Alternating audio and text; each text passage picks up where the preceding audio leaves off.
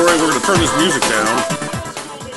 Oh, you guys will hear it in the background. Right now we're actually emanating the Calling All Heroes Comics Movie Review podcast, emanating today from the Lease Ranch. Yes. I'm George. I'm Tim. And that means it's George and Tim.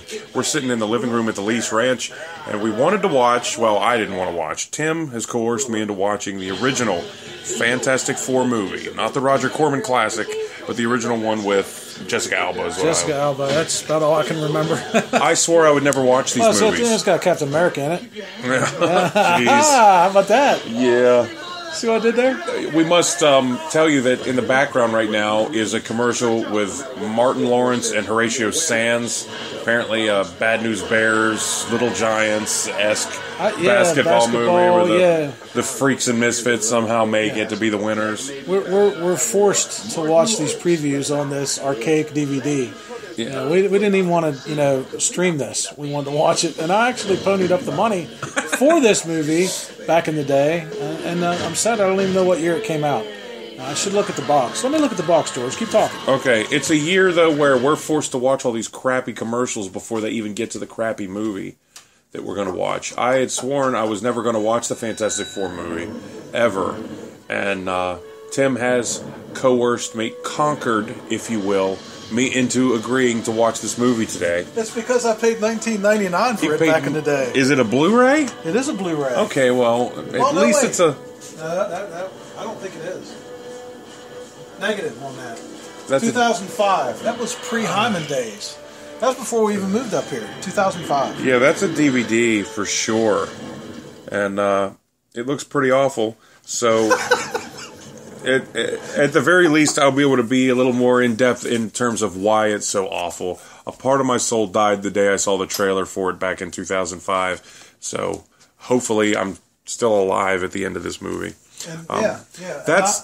The following film's been modified from its original version. It's been formatted to fit this screen. Yeah. I was kind of hoping that it had been modified into a good movie. That's the FBI anti-piracy warning. How many times have you seen this movie, Tim? Yeah. 3 times. That's what I wanted you to do. They all adore him. They all adore him. They think he's a righteous dude. Mr. Rooney. Well, as you guys can hear, the 20th Century Fox logo is playing in the background, so we're going to pause this. Yes. Enjoy this movie, quote-unquote enjoy, and then come back afterwards. George is going to enjoy the snacks.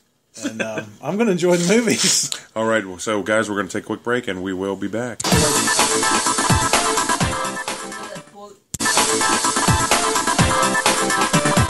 All right, we're into about, 20 minutes maybe? 25 I'd say 20, minutes? 25 maybe. Excuse me. Easy, don't get all choked up. So far, it's a little better than what I thought it was going to be. Good. I think that it is not aging very well in terms of the effects, but we've seen so many amazing things from Marvel and from the superhero movies in general. We have. It's hard. Dr. Doom's a huge doucher. He is. He should have stayed on Nip and Tuck. And I should give Michael Chiklis a little bit of credit. I forgot he was in this. So, he's in this. So, Michael Chiklis, Jessica Alba, what's the guy that played Captain America? Chris Evans? Yeah, Chris Evans. Yeah, I have a hard time going back and watching this now because I keep thinking he's Captain America. What's he being Johnny Storm for? But, yeah. Yeah, my problem with this movie when I first saw the trailer was that Michael Chiklis is like 2 or 3 inches shorter than Reed, and I just thought the thing should be kind of imposing and bigger. Anymore. Tall boots. Yeah. Tall Give him boots. some lifts, or do some of that Ian McKellen Gandalf stuff they did with The Lord of the Rings and make him physically bigger or something. Right. And So far you're not disappointed. Oh, I'm not any more disappointed than I thought. Like for a movie that I swore I would never see. Yeah. I guess you could say pleasantly surprised in the context of it's bad news. So this is the 3rd time on purpose I've seen it. So I saw it in the theaters with my kids in the original when it first came out. That's funny. And then I bought it as soon as it was released because I had to have it for the collection. Yeah. So then I watched it immediately in Cresaptown when we had it. Sweet. I had to take it out of the wrapper and smell it. That's what I do. And those that know me know that I do that. But anyway, my wife will probably chime in if she could hear me. Yeah, and then we're watching it tonight. I mean, I've watched bits and pieces of it on like Stars or HBO or whatever. If I'm just glomming through, but I've never laid eyes on 5 seconds of this actual movie. I saw the trailer, and then that was it. moving forward, if the trailer would come on, I would turn it. Put the blinders on. Yeah, I'm like, I don't want to know anything about it. Fantastic Four means something to me, and so anyway, here we are 12 years later after this movie was released, and I'm going back to it, and here we are. So far, I think as long as I keep supplying the snacks, George will keep watching the movie. Yeah, that's the thing is there's some salsa and chips here, so as long as that remains full, I'm going to continue to drudge through this like a Bataan death march, and we'll go from there. But anyway, we'll be back probably before the end of the movie, because trust me, I'm just waiting for something super mega shitty to happen. When it does, I will be saying, hey, pause it, or better yet, just let it continue to play while we talk, so that I can miss some. You gotta represent, man. You gotta dig the Velvet Revolver soundtrack at the beginning of that. That was pretty awesome. It was actually the polar opposite of the soundtrack we have on this, right. Which is kind of crappy. Yeah, maybe we could pirate that on here. Go from never wanting to watch the Fantastic Four movie to then pirating the music from it. All right, well, we're going to head back into this.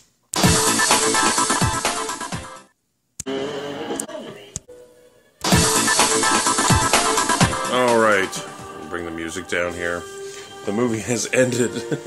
Some may say that's the best part. There's a lot going on. First of all, I'd like to point out how glad I am that girl that played Andrea in Walking Dead was not Alicia Masters. She was in here and had a little shitty role that was perfect for her because she's kind of shitty. Right. The girl that did play Alicia Masters, she looked familiar. I'm not sure who she was, but I thought she did a good job. I agree.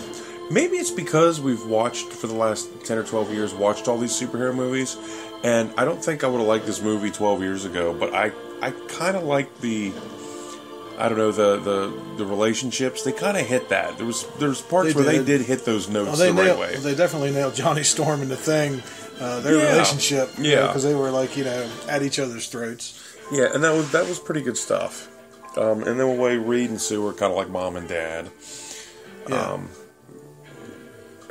They definitely picked the right person for the torch. Yeah. To play. Yeah. Yeah. You're trying to see who played. Alicia Masters was played by Kerry Washington, whoever Kerry Washington was. Yeah. The Doom thing, like he's turning into metal, that was kind of dumb. Yeah. They always mess with the origin a little bit because Doom wasn't on the spaceship with him. And he was in the comic. He was way more intimidating as a regular guy. Then when they put that mask on him, they gave him that voice like, hey, the game show. Dreams. Gave the game show voice like that dude from Supermarket Sweep. He just sounded like, I don't know, kind of a feminine twang to it. Like, hey, Reed, I'll be with you in a moment. For the time period, I think the special effects weren't bad. I agree. But they definitely don't hold up to what's available now, obviously. They don't. Although, too, I like the fact that there was a lot of it just kind of like that interpersonal relationships between the characters. It didn't feel like, I don't know, it didn't feel like some big, long, epic trying to get down to the wire of what Doom did and then them having to stop him from doing something. And it did move along pretty quickly. I mean, it wasn't like it was dragging on. There were a couple of lag moments, but you got to build the story up a little bit.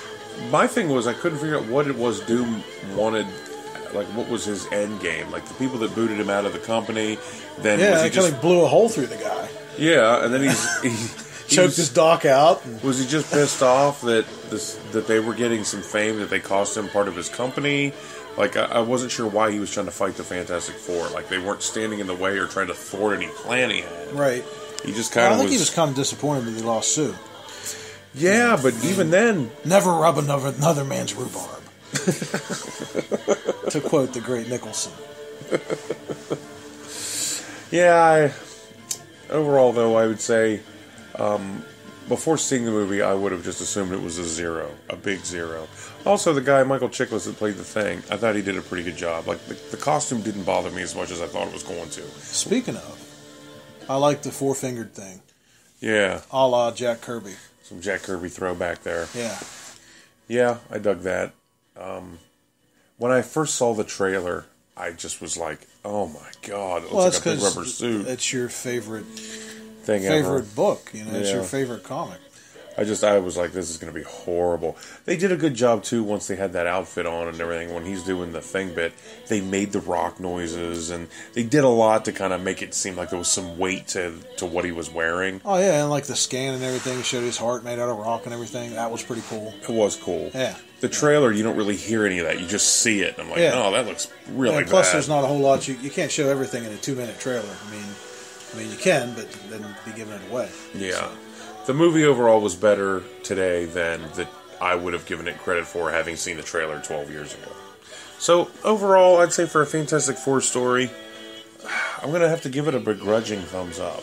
A begrudging thumbs Yeah, up. I mean, Wow. I'm just kind of on the side, but... He's standing corrected almost. Yeah. He's sitting down corrected. Well, I would say that 12 years ago I would have hated this movie, but, you see so much since then.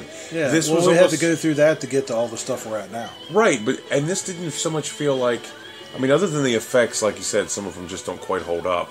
But if you eliminate that part of it, this kind of feels like a little bit of a, dare I say it, fresh take on superheroes. Like, if you'd have said this movie came out yesterday, I would have said, well, the effects look like it's basic cable TV. But other than that, they're delving a little more into the interpersonal stuff. Yeah. More so than just about anything else we watch. Like, you think about it, Civil War, they have a couple moments here and there, but it's not like...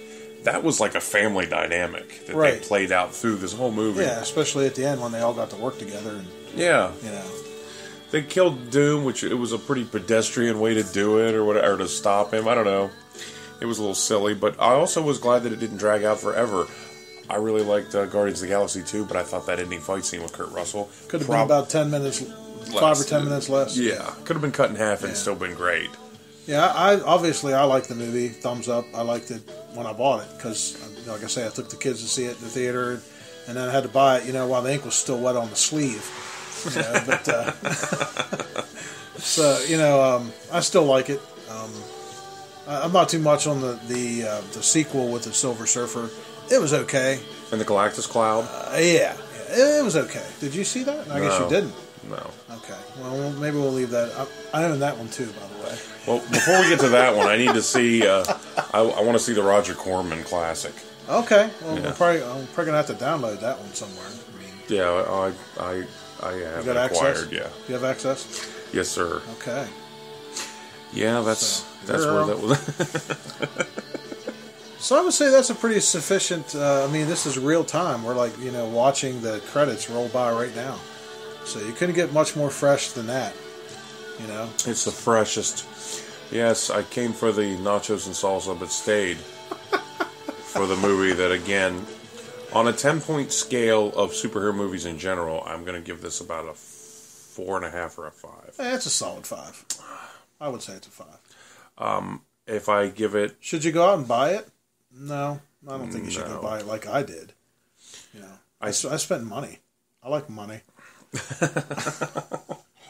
I would say, though, on the scale of 1 to 10 of the type of Fantastic Four movie they could make in 2005, I'm going to give this about a 7.5 or an 8. I mean, they did... Back then? For back then, for what they had to work with, for where they were going.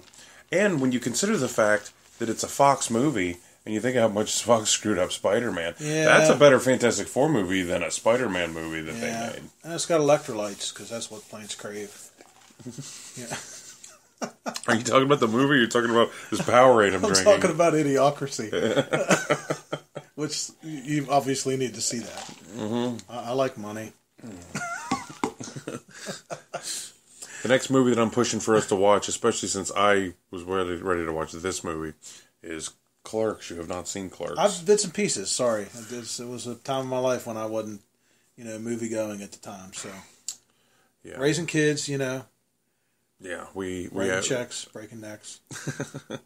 We absolutely have to come back to watch Clerks. So, guys, unless somebody has another idea, I know it strays just a little bit from the comic genre, but you got to remember that's Kevin Smith's first movie. Right. Kevin Smith's synonymous with comics. Yeah, right. So plenty of references. Obviously. So that's what we're going to go with next week. Cool. Well, we didn't get off the beaten path tonight, but we could. We could get crazy yet. We've got time.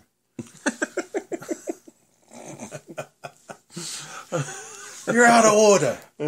I can't even make eye contact with you right now. Hey, you nailed it that time. I did what I could.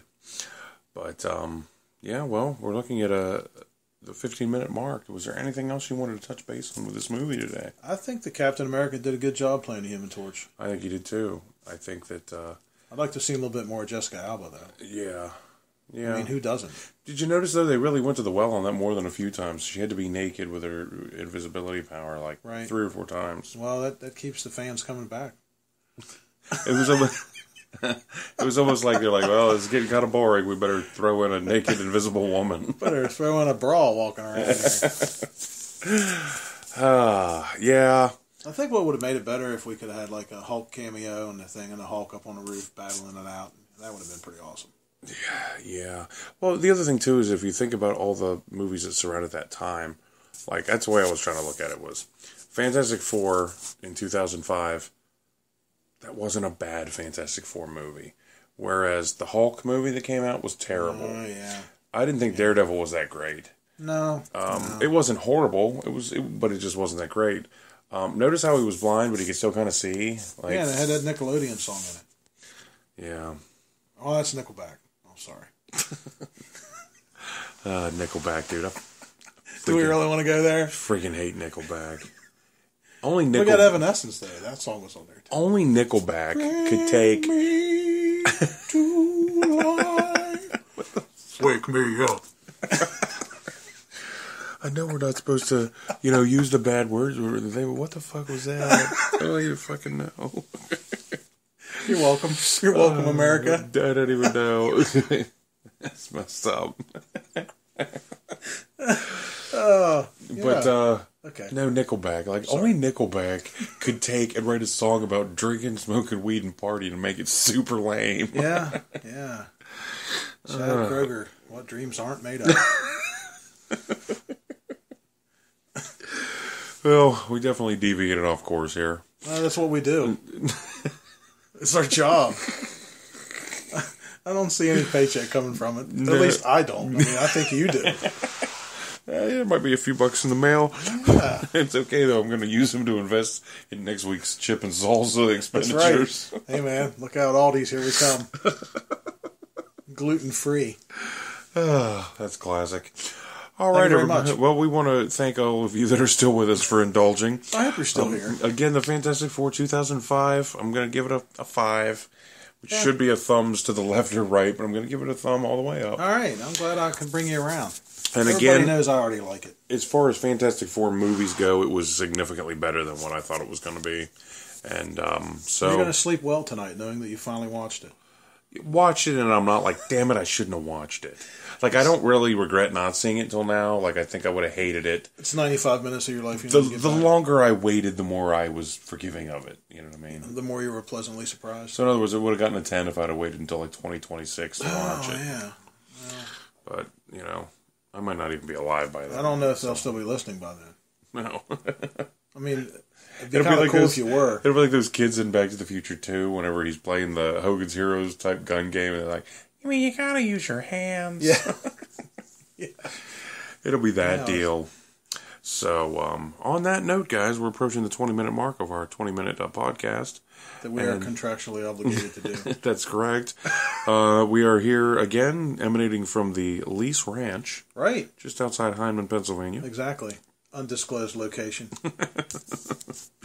And The Leasonium is beneath us. the Leasonium. And the other thing, too, is I guess if you really wanted to search for us, you'd find us. All you'd have to do is look for the paparazzi camped out on the front yard. That's right. The legions of fans. That's right. They're all... Yeah, they're all screaming for us. Can you hear them? You're supposed to hit that button now. You missed it. Milos, my blue pen. You missed the cue. You blew it, man. Way to Well, they're blow still it. taking pictures, right? The flash cubes. there. Oh my god. Well, I'm going to get to my car because I think it's starting to thunder outside. I don't know. Oh, there they are. Okay, we're going to have to move on. All right. So, anyway, next week's episode, What? Clerks. Okay. We're going to watch Clerks next week, the All right, classic we can do it. 1994 film. And we will be back again, emanating this week from the Lease Ranch. Thanks for the hospitality this week. You're welcome. Tim, I am George. And we will see you guys next week.